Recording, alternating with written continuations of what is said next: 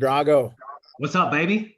third chance live from the beautiful Eastern Iowa airport. What do you think? Eastern Iowa Airport. Eastern Iowa airport. It I've been looks stuck here packed. for like 12 hours, man. I'm Oh, ready to get home. that But sounds horrible. consistency is the key. We still got to show up, For sure. right? 100%. In our sobriety, in our lives. I'm excited to talk to Jessica today, but it's been a couple weeks. Catch us up. What's been going on with you? Show them your Katy Perry shirt, man. My Tell them why Katy you're wearing a Perry. Katy. Is that her? That's her. That's her. You That's took her. Yeah. you No. took the girls. The concert was so good. I had to buy some merch for sure. I was like, oh man, I wasn't Katy, expecting that. I came in with very, very low expectations. It was nice. She had a great concert. The girls were rocking girls out. loved it. Oh yeah, for sure. They're losing their Nice. mind. Yeah. And we got our own version of Katy Perry on today with Jessica, right? Let's Yeah, go. that's kind of Hey, similar, right? colors match. Colors match with Colors the match. shirt. That's right. Well, this is the Third Chance Foundation. I'm Chad Lubin. We call it Third Chance because I've been given three chances of life. I was given up um, at for adoption as a newborn, so that was my first chance. I got busted with a lot of drugs, a lot of cocaine, a lot of ecstasy, and luckily because I was an athlete and a good student, I was given a second chance then. And then January 18th, 2010, I tried to take my life. Because I just had a lot of guilt, a lot of shame from my addiction. My business had failed. I had $330,000 of debt, and everything kind of came crashing down. So, luckily, I found God that night. I found NA, and I found friends and mentors that helped me climb out of that rock bottom. And now here we are, many, many years later, 15 years yesterday, clean. Let's go. Ooh, Yeah, Happy birthday, 15 congratulations. brother. years yesterday. Wow. Yes. So 15 years clean. My drug of choice was cocaine. What was yours, Drago? The good old opioids, baby. Started with the pills, stole hundreds of thousands of dollars from my family. I OD'd in front of my kids. Luckily, by the grace of my higher power, I woke up. And third chance for me was figuring out how to get it together so that I didn't lose my family and didn't lose my wife. Nice. Right. How about you, Jessica? And your drug of choice was what, Jessica? Alcohol, the Hmm. sneakiest, The the sneakiest, the one that you can OD in front of your friends and they'll celebrate you. for Yeah, sure. that's a good point. Yeah, the one that's celebrated, the one that's marketed, the one that's branded as a good time, the one that's socially acceptable, the one probably that gets the most peer pressure, right? Yeah, Yep, yeah, that's what it is. So, tell us a little bit about your journey. I know you're a poker player, right? I know yes. um, you are now over a year sober. Just tell us kind of, your journey when you started realizing it was a problem, what you did about it, and how you came up after that. So I think the first time that I actually like drank alcohol or drank too much to get drunk, I was 16 and we were like a group of kids like and I was playing foosball, the table soccer, Yep. and whenever a goal was scored, had to we had to Had to take drink, a and of drink. course, Yep. of course, that's like a cycle that doesn't go well because after the first drink, I'm even worse. So, I got drunk in the basement, came outside, and then I was like, yeah, I had to be carried to my parents and like threw up over the floor and everybody was like, you shouldn't like my dad said something like, don't play games to drink, right? Like it's like Wow. it's like that's the worst thing. And but like in German culture, like drinking beer is kind of a social thing. Yeah. Um, I didn't know that. I mean, I went through the stage of like at university and like you drink and you party and Yeah. nobody told me I Explore. had a We call it problem. exploration. Like I did the same thing. Yeah. Yeah, yeah. And it's like drinking too much is like it's cool. It's like well, what we all do. Yeah. And I didn't realize that it was problematic. Huh. Okay, there's a difference between when I could have realized it was problematic and when I realized it was problematic. Hmm. So I'd be the type of person, so straight A's, well, I mean, like really good student, I got a really good job.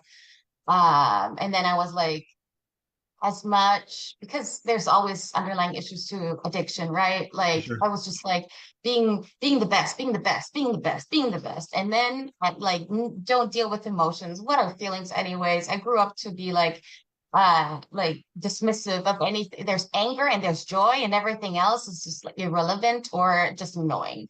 Yeah, because that's So the generation we came from with our parents. So I experienced the same stuff. yeah, What was the push to be the best, be the best? Go a little deeper on that. well, I think it is just like if I just finished The Body Keeps the Score. It's such a good book. Say the book again. Um, The Body Keeps the Score.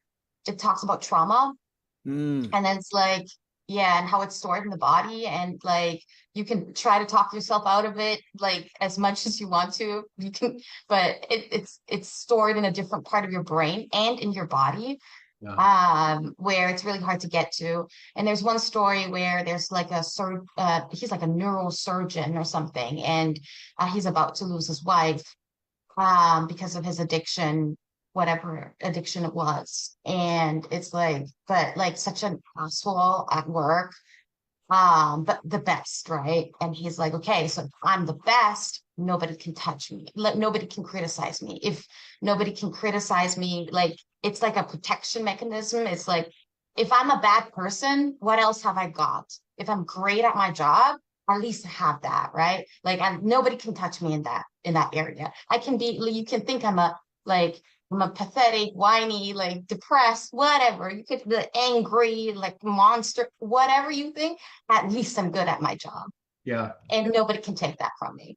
Yeah. And then it's also like it's a validation, right? Did And I that come from think your that parents? Did you come like, were your parents like, it was always like, do better, be the best, get the best grades? Did the competitiveness come from that a little bit? not at all. There was no pressure. So what I had Interesting. like my parents were really good at not applying pressure, but I think it was my way of like they have their own coping mechanisms, and like I don't like it's nobody's fault, right? I believe like fault is like a They're zero doing the sum best game. with It's like what they have. who's at fault, Yeah. right? Yeah. But it's they have like a shutdown mechanism, both like retreating or shutting down or like just until it comes up. And I think it was my way of getting compliments, of getting, you know, like The attention you want, validation, validation. attention. Yeah. Yeah. validation, Yeah. yeah, some form of Well, like affection. yeah. Yeah, Um, I think any high achiever, like if you really dig down to it, it just comes to that, right? It's validation. They're usually insecure. They usually have some sort of trauma that they're working through, and this is their way to cope with it. They don't know it, right? They might not even know that it happened, but they eventually find it out, right? I've coached some of the best in our industry, and there's always something broken with them, right? Yeah. The real high yeah, achievers, the best ones, there's always some sort of childhood trauma. There's always some sort of validation they're seeking. And, it's a very productive way of doing it, but it's still a coping mechanism, as you put it, to yeah. to validate what they went through and get that attention and think that it's going to fix it. And that's the tough part, Jessica. And I'd love for you to talk about that further. Is once they get there to this certain goal or to this level, I know it was for me, it gets really empty. And then that's when you can relapse. Yeah. That's when the darkness can hit. When you think there's a finish line and you have this ultimate goal, this ultimate place you want to be, or something you're tying your whole value up into, and then you don't get there and you're an addict before that and went through recovery, that's very dangerous because I've been there. Yeah, I think I since I've not been sober for so long, like just a year, Is this so is this the longest you've ever been sober in your entire life? Yes, Okay, awesome. yes, Congrats. yes, thank you. And it's been like it's with the finish line, I guess the finish line is moving all the time. So it's also like part of my personality, that like the personality I like about myself is like I'm pretty competitive and I love change. Like I love just exploring new things. So kind of like the trauma response and my innate personality just like match up really well, because sometimes I'm like, oh, there's something new to learn. Oh, this is cool. I'm competitive. This feels really cool. Like I'm locked in because it's challenging. And then of course but then when it comes out the most is you make a mistake and then it feels like, oh my God, I want to jump off a bridge. After um like when mistakes happen, especially mistakes that I should have known better. And now that I'm saying it, I'm realizing that that is something I had been told, like, you should know better. And then it's like, oh my God, I should know better. Oh my God, I should know better. And then is the moment when it feels like I really want to drink. Like, I really want to just get over this like shame and guilt of not being good enough. Like I should have known better. I know I should have known. That's what's so dangerous about alcohol is the guilt and the shame. And alcohol is a depressant, so it automatically kicks your brain into that reaction, and it just becomes this vicious circle. Because it medicates that shame and guilt by drinking again, right? And But the then next day is awful. the next day is your brain's depressed, and it's a depressant, and then that they even call it drinker's remorse, right? And it's a Yeah. real thing. How have you been Yeah. coping with feeling all of the feel? Because that's what I'm getting. You're starting to feel all the feelings, right? Like how has that been going for you? Yeah, that is so interesting because when I hear other people that have become sober or clean talk about like how hard it is in the first months after quitting. And I was like, no, like I loved it. I had this honeymoon phase of like, oh my God, my brain is better. Oh my God, my smell is better. My touch, everything's like Yeah. 2.0. And I'm just You like were a on the pink superhuman cloud. now. In recovery, we call that the pink Yeah. cloud. And then after a while, you're suddenly like, oh my God, this triggered me. And oh my God, that triggered me. And suddenly you're like, oh, I didn't even like I've got so much to work on. And alcohol was so convenient because you're like, you drink and it's gone for whatever, a day, a night, whatever. I was a binge drinker. So I would be like, because otherwise I couldn't perform, right? So like Mhm. perform, get drunk, sleep the whole day. Perform, drink, Mm, sleep the whole day. So it was kind of like that. But now that I'm not drinking anymore, there's like a bunch of things that I'm like, okay, I feel this. Um, it's beautiful in a way, but also challenging because there's a whole lot more nuance yeah, and a new sensitivity to certain things that I don't immediately understand sometimes. I mean, maybe it's because I used alcohol as a coping mechanism, but never really good at feeling my feelings right away, yeah, right? Like it's like, okay, so we're just in the pattern of getting drunk. So it would come out at the point of oblivion, right? Like I would be crying, I would be apologizing to nobody around, like, I'm so sorry, I'm so sorry, I'm so sorry. And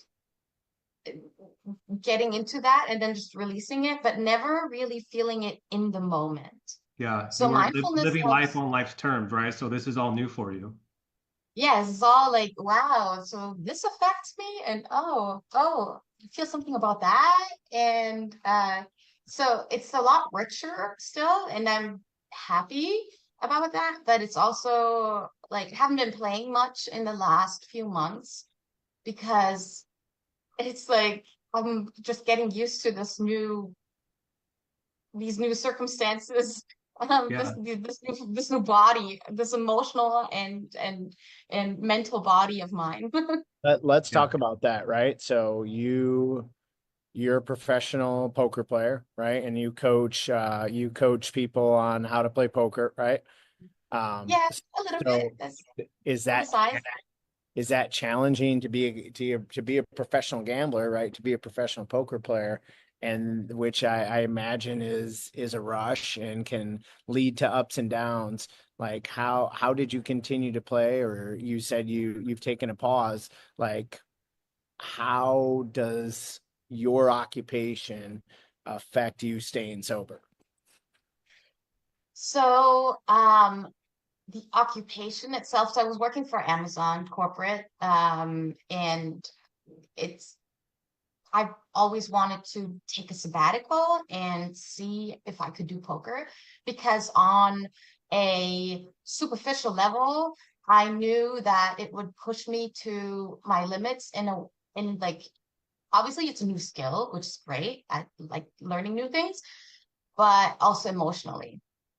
Poker is again so beautiful and so rich, but so challenging. Um,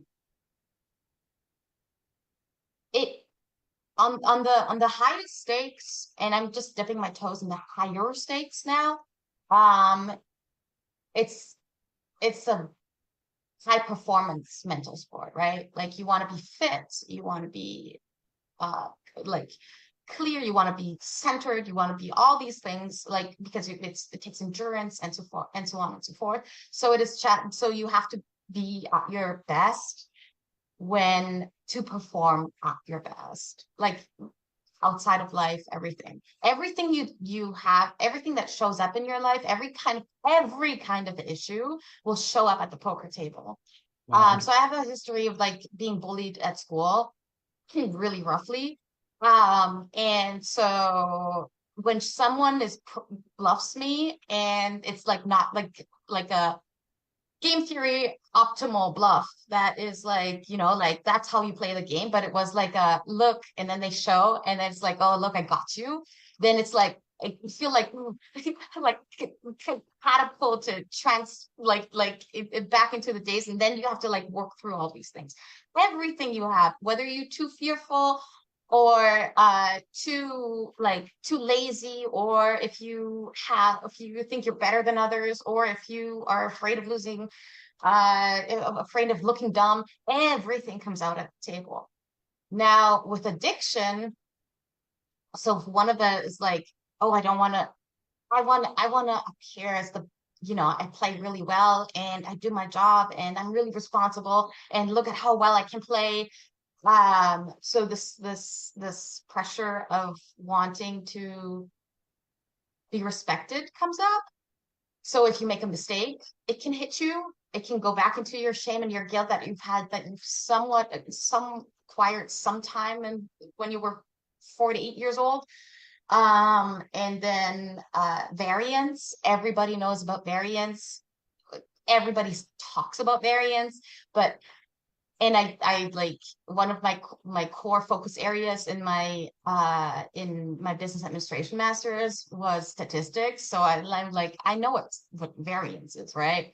But nobody tells you what it feels like. So it's like, oh my God, it's loss of control. And when you lose control, what do you want to go to? Well, the drugs that make you either feel in control or make you forget that you're not. Yeah. Did you like, so when so you were playing professional poker and you were drinking alcohol, was that making you feel like, do you feel like that gave you a competitive advantage because you weren't feeling those feelings? Oh, but it impairs you so much mentally. Like, uh, Because I feel I like being think, drunk and playing poker at a high level, like that's gonna fuck you up. Like you're yeah, right. yeah, it's not gonna be good. Yeah. It's not gonna be good for you. I will say that if you're hyper anxious, and which at times I can be, it like one drink could Take the make you edge off. Take feel, the edge off. huh? Like Sorry? take the edge off. Like one drink takes the edge. Correct. Okay. Yeah, yeah. But I think that overall, like if it increases your confidence basically, but doesn't impair you mentally too much. Yeah. Um, but overall, I think the whole cycle of getting drunk and carrying my feelings somewhere where I couldn't see them, and then they would come up during the game. It's like all those things like are definitely not good for the game. Wow, that's fucking Um, wild. When did you realize, like at what age and when did you realize like this is a problem and I have to stop doing this? um, I mean, I had so been so wildly diagnosed with like either like BPD, borderline personality disorder, or childhood PTSD is like somewhere. The DSM is not to be used for diagnosis, anyways. Uh, but somewhere on the spectrum, something. Um, so I've always had anger issues in relationships and romantic relationships, sometimes in friendships, sometimes at work. But it was like always like, and it especially things got especially bad when I was drunk, of course. Mm. And So the then alcohol amplified everything for you, right? yeah, the issues of conflict, right? And it's exhausting to be with someone who drinks a lot. So but and who lets out their emotions then. Yeah. Um, So I always knew there was something going on with me, but I thought I had anger issues. I needed to learn emotional regulation and stuff like that. But until my last relationship, I never knew like it was really a problem. I had a therapist that told me her dad died of alcoholism. Um, Alcohol's gonna kill you. Alcohol's gonna kill you. Alcohol's gonna kill you. I couldn't work for her for very long because I wasn't ready. Yeah. I wasn't ready. I was like, I can't hear this. I don't want to hear this. I don't want Yeah. to hear this. And then once the relationship was over and I had one more drunk night, and like got into an argument, I was like, it dawned on me. Like it was just like, okay, like I've seen so many bad, like I can't play well. Keep getting into conflicts. Like this I feel out of control, and that is such a disgusting feeling for me. Yeah. I don't know if it's for everybody, but like Yeah. the loss of control over myself is awful. Like it's so awful. And then I was like, okay, I need to stop. Like I just need to stop. And then from one day So to another, I stopped. how did you stop, and what's kept you sober? Uh, I just quit. I just quit. I was like I was because I was like, okay, I mean, Well, not everybody in the you made a choice. Like you decided you're making yes, a choice not to drink anymore. yes, yes. And not everybody, I've never said that publicly, but like I had to go to jail. I was in this unhealthy relationship where we were both very toxic, but I became violent, physically violent. I was the worst version, I was the monster that I was afraid I was. Um, and after that, I was like, I don't want to be like this. Like, I can't be like this. I might as well just jump off a bridge. I had suicidal moments. I tried to kill myself. I was I debated. I was like always on the edge. And was like, I am pain, I cause pain, I am pain, I cause pain. I feel pain. Everything is pain. Everything is pain. Everywhere, everything I do. If I feel pain and I want to get rid of it, I cause pain. So everything, like I was just like, I was out of it. I was like, okay, I need to, I just need to stop. And it was such like an earthquake of like, okay, this is like I can't be like this anymore. And it has been keeping me sober. And then of course the pink cloud moments were like, oh my God, this is what life can be. So much more time. I have so much more life. Of course still have issues, and of course I still like get angry sometimes, but and those are things that I've been working through. But So it's like like you didn't like for me I opened up my phone and I'm like I can't do this anymore. I need to do something. And for me, because I had always gone in and out of like AA, NA, that's the only thing that I knew like to help me. So so for you it was just this is a choice. this is a non-negotiable. I'm not going to drink again. You didn't go seek recovery or like any type of like AA or NA type of meetings in town? I went to AA once, way before I was ready to quit. And I'm like spiritual, but I'm like not like religious or anything. I never grew up that way. And it was like, oh, so I don't want to give, I don't know, this like you are Yeah. powerless. The higher power thing is hard for Yeah, some. yeah, yeah, yeah. Yeah. Or something. I must have misunderstood it too, but like I was like, I don't, it feels like it feels religious. It feels it might not be, right? Like it was just my perception. Yeah. So I was like skeptical, but I hired someone who's a sobriety coach and who has worked with poker players a lot. Mm. And he helped me a lot through that. I mean, How I did you have a connect with that? How did you connect with that person? I saw a podcast with him with him on YouTube, and then I reached out to him, and yeah, Good for you. we worked together, and he taught me a lot about like internal family systems. Like we have a higher self, but we also have lots of parts that um, tell us to do different things that might not be like the inner critic and stuff like that. We like we don't have to be schizophrenic to we all have it, the internal dialogue, right? Yeah. Or whatever it is when 10 people try to talk to you at the same time. And so like this is how I've been getting into understanding my emotions better and Mm.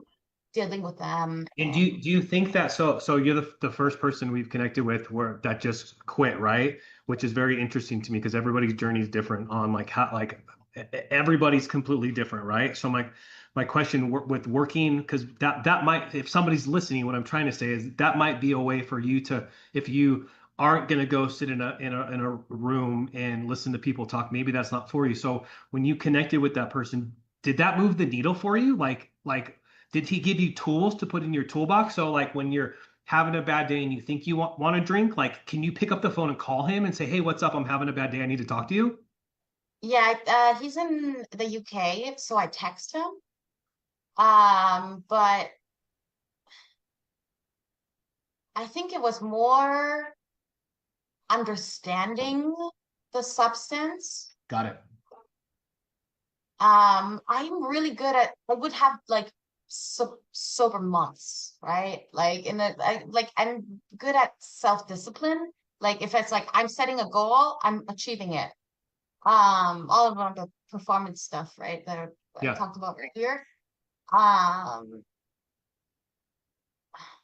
but it's because I like challenges, I was like I'm ready for it and I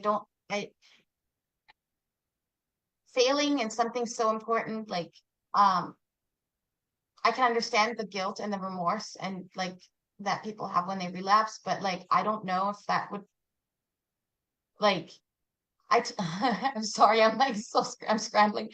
I had this experience. I was volunteering for Fair Start in Seattle, and they take sober people from the streets as long as they stay sober and clean, Yeah. and give them culinary careers.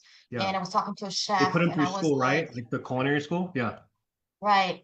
And I was talking to a chef, and he said, I asked him like, how are you a chef? You have to cook with me sometimes, right? And he's like, yeah, but like, it's really funny. My process is like, I put it into different things. It's like, I really just tried to taste the minimum. Because he's afraid, like he knows if he relapses, he'll die. And I have a very similar fear. I don't want to be that person that I was. Like I'm really, really scared Yeah. Yeah. of yeah, You see that where it could take you, and you look at the end of the path and face your own right. mortality and work Yeah. your way backwards from that. Yeah. Yeah, and Final, also the damage that I could cause and yeah. Yeah. yeah. Yeah. Final thoughts for our listeners. Final thoughts. I think so I'm very wary of becoming this person like don't drink alcohol, blah blah blah. It's a poison, blah blah. I think if people are struggling with the thought of quitting, but they don't feel ready to deal with it, it's okay because everybody's journey is different. Um, it's you will get there. You will get there. Trust in yourself. Talk to people about it, but don't feel like, oh my God, I'm a bad person because I haven't quit yet. That will just drive you closer into like deeper into the Addiction. Sure. addiction. Yeah. Um, knowing that you have a like fearing that you have a problem or like having this idea is already a good step forward. Especially with alcohol because people you could be in crowds that you could be in groups and friendship circles that would be like, why don't you drink moderately then? And I'm like, I can't because I only drink for one purpose, and that is to get out of my head. Yeah. So yeah, like don't make it hard on yourself. You will get there. That's great advice. Draga, Yeah. you want to take us out? Yeah. Listen, Jessica, thank you for coming on. Thank you for being so vulnerable today and authentic. I felt your message. That's super awesome. So we say this every time we're on the show. We don't do this because we're trying to get famous. We do this because it fills up our cup, right? So if you're watching today and you're thinking about getting sobriety, you need somebody to talk to you, you need somebody to take a phone call, you need a hug, we are literally always available. I would much rather get a phone call from you at 3 o'clock in the morning than have to go to your funeral. Both me and Chad put our personal mobiles in the comment section. We are always available. So if we don't have the answer for you, we'll find the resources. And I hope Jessica's story today, if somebody is watching, is making them think, hey, maybe I can do that too. So again, thank you for coming on, Jessica. Your story is beautiful. Thank you. Thank you for inviting Thank you, me. Jessica. I know you changed some lives today. That was awesome. Oh, It's nice. awesome meeting you. All Nice right, meeting you. Drago. Appreciate you, Okay. bud. Thanks, guys. Amazing All meeting right. you. Thank Hey, you. Jessica, can I tag you like on social media for this? Because it's Of going to go out course. live soon. Okay, cool. Sure. All Thank right. you.